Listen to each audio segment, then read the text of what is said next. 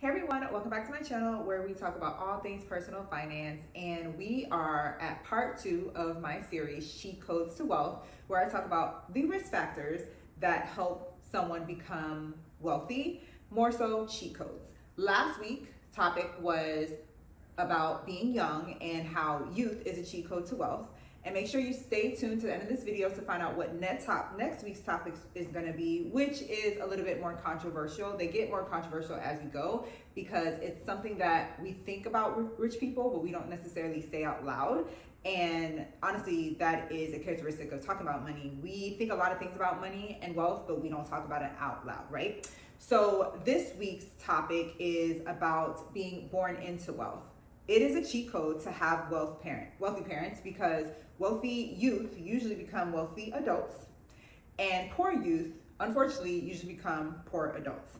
So the number one reason why being born into wealth is a cheat code is because you have better access to schools.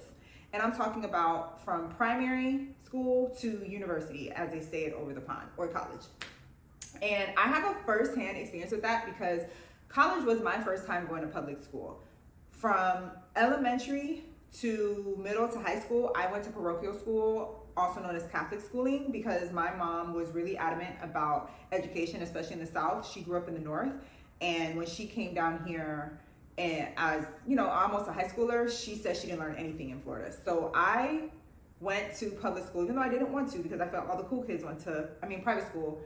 I felt like all the cool kids went to public school, but I will tell you that schooling has set me up for life, especially high school.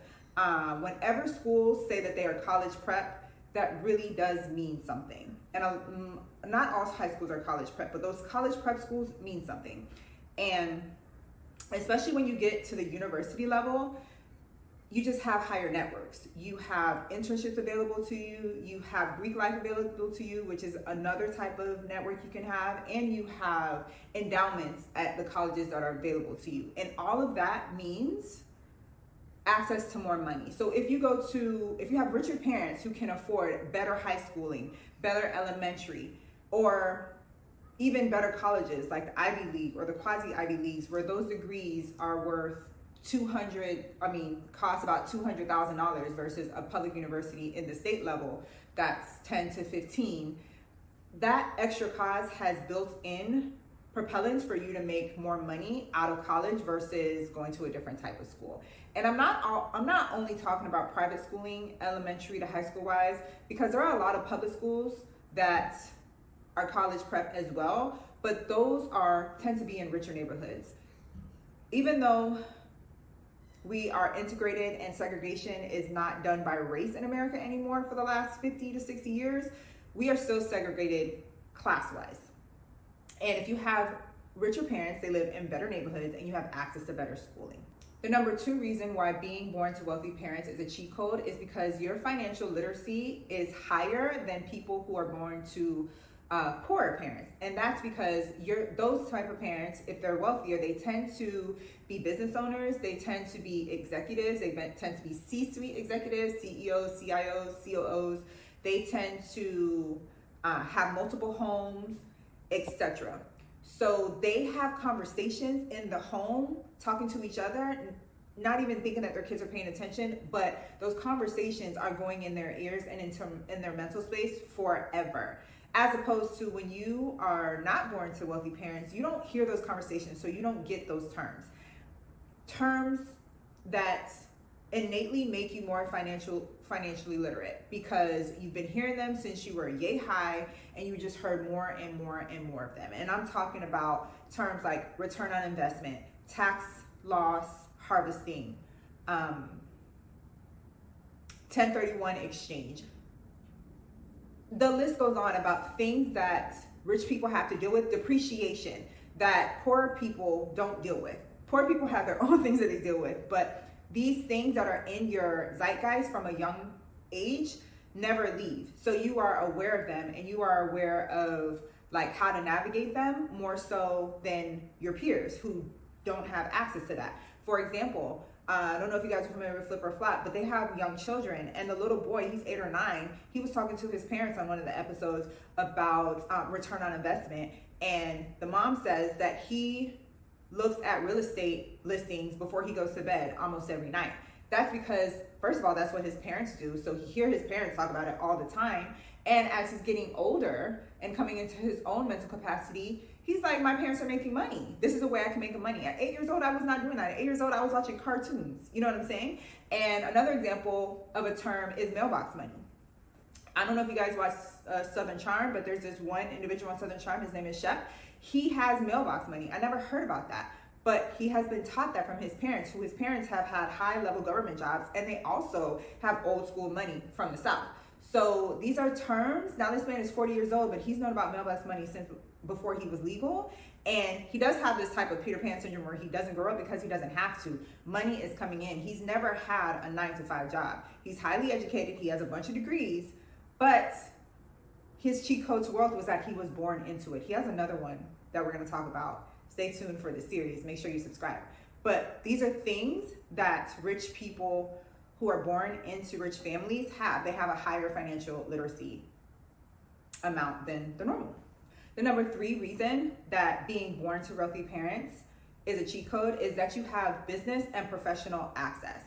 And I'm just going to start with one word, nepotism, which, if you know me, I used to hate that word. My friends laugh at me because I thought nepotism was so annoying and honestly unfair. But fast forward to today, I don't feel the same way.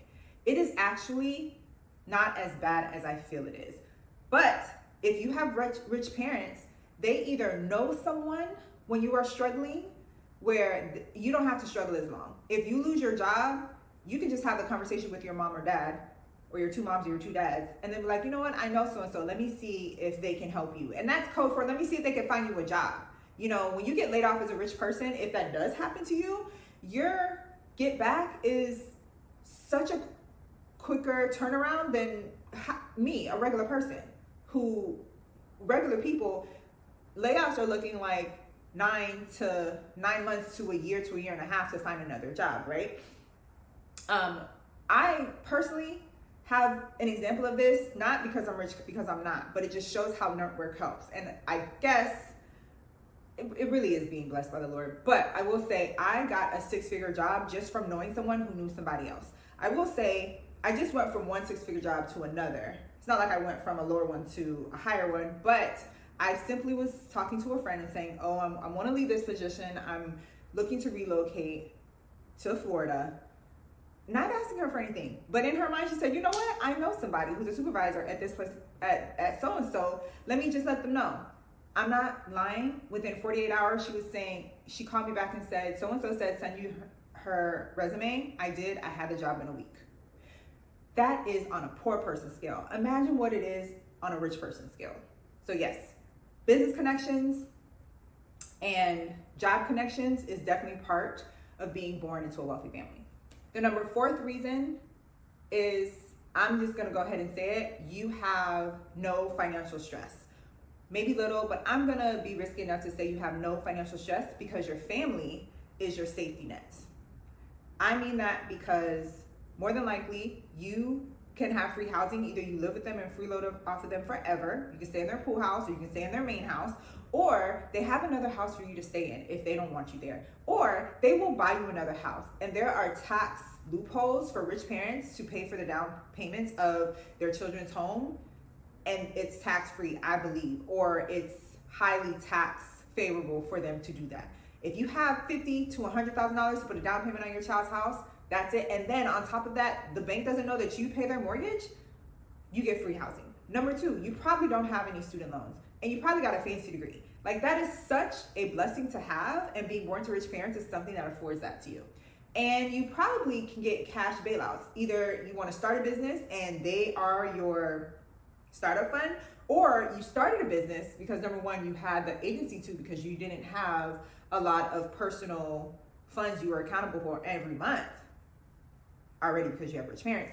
But let's say the business fails, they can bail you out that way too and either give you time for it to grow, or you're not suffering from it. And you can just take the cancellation of the business, you can write that off in your taxes the next year. So things like that means your family is your safety net when you are born into rich parents, and that is a cheat code to wealth because the financial beings that poor people deal with, you don't. You're protected. You are shock absorbed from that. And that helps you become wealthy in the long run. And then the last reason is that inheritance is coming to you. Even if you squander your whole life away, when you get to that third and fourth quarter and the circle of life happens and your parents pass on, you are looking at inheritance. And if you are middle class, you're looking at average 5 figures worth of inheritance coming to you. And if you're in the upper middle class to 1%, you're looking at 6-figure and multiple millions of dollars. And I'm talking about the level where your parents threaten to take you out of the inheritance. They're so rich and they use that money against you. You know, if you're doing something that they don't want and they're very protective of their money, let's say you're marrying someone that they don't approve of, that doesn't have as much money as them, and you don't get a prenup, they're like, okay, I'm taking you out the inheritance because number one, I don't approve of this person, and number two, if you're gonna marry them, they're not gonna get my money, so if you're gonna be one with them, you can't have my money either. Like, that's the level that some people have to deal with because they're so rich. And regardless, I mean, if they're pretty evil, they may take you out, but that doesn't happen off the time. It's usually just a threat. But at some point, they transition, you're gonna get that money. So even if you decide to be independent, whatnot, you can try to be the driver of your own destiny. But in the back of your mind, you know you're coming to thousands, multiple thousands, or multiple millions of dollars. And that is a cheat code. Argue with somebody else. That is a cheat code. So yes, those are my reasons. Let me know in the comment what you think, if you agree with me or not. And I will see you guys next week. And next week's topic will be, I'm gonna put it up here because I forgot, but that will be next week's topic. Please come next week and opine with me more about certain things that I think are cheat codes to wealth. Talk to you guys later.